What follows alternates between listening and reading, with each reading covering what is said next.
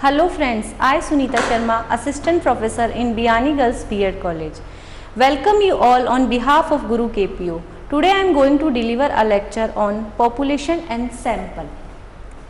शोध में जनसंख्या का अर्थ भिन्न होता है। जनसंख्या से तात्पर्य संपूर्ण इकाइयों के निरीक्षण से है, जिनमें से कुछ इकाइयों का चयन करके न्यायादर्श का निर्माण किया जाता है।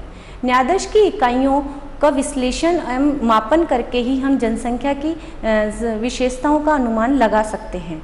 सामाजिक एवं व्यवहारिक विषयों से संबंधित शोध में न्यायादर्श महत्वपूर्ण आधार होता है। न्यायादर्श के बिना शोध कार्य कभी पूर्ण नहीं हो सकता है।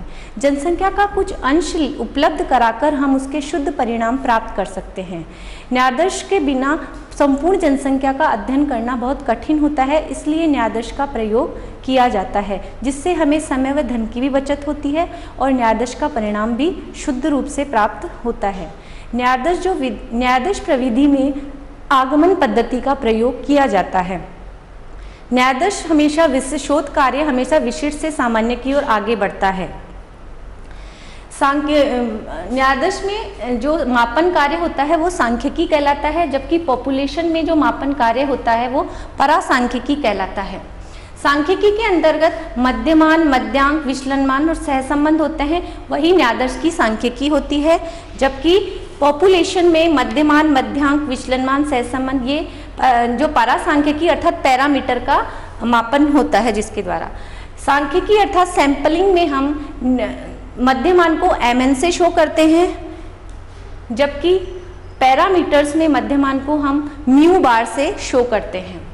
सांख्यिकी अर्थात स्टैटिक्स में मध्यांक mdn से शो किया जाता है, जबकि पैरामीटर्स में मध्यांक को mdn बार से शो किया जाता है।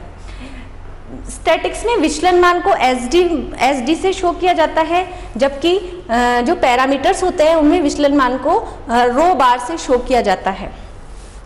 स्टैटिक्स में जो सहसंबंध है वो आर कहलाता है, जबकि पैरामीटर्स में जो सहसंबंध होता है वो आर बार कहलाता है। इस प्रकार से जो पॉपुलेशन है उसके छोटा रूप ही सैंपलिंग कहलाता है और इसी के माध्यम से शोध कार्य को पूर्ण किया जाता है, जिसके माध्यम से हमें शोध के शुद्ध परिणाम प्राप्त होते हैं। Thank you. For further details, please log on www.gurukpo.com.